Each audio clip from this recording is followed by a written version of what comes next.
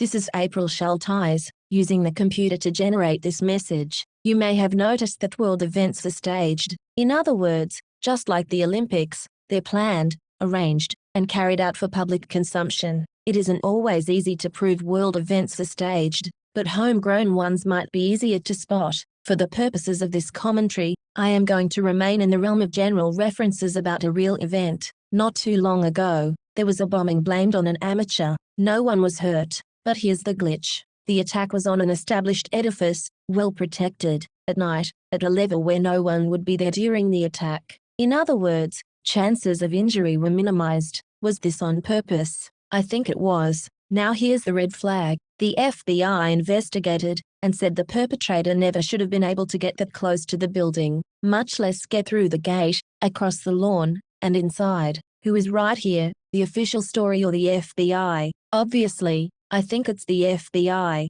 but you do your own footwork, and see what you think in cases like this. The FBI said the man shouldn't have reached his target. There was too much security in place. That means an inside job. Was the man invited? Why on earth would anyone want to invite someone in like this, and stage an attack like this? Well, it could have been staged for sympathy and political gain, and that's exactly what the supposed target did. He capitalized on the situation, immediately, presenting himself as brave and faithful. Now, let me tell you, these people not only study public mentality, they manipulate it, and they use all kinds of deceit and misinformation and misdirection. They stage events, then they benefit from them. They use force. They protect themselves with laws. They are also using techniques like hypnosis and psychic attack to ensure their version of the story is accepted. I'm going to go ahead and qualify this the way this particular person's people of heritage would normally classify it. It's witchcraft. They just don't call it witchcraft when they themselves use it.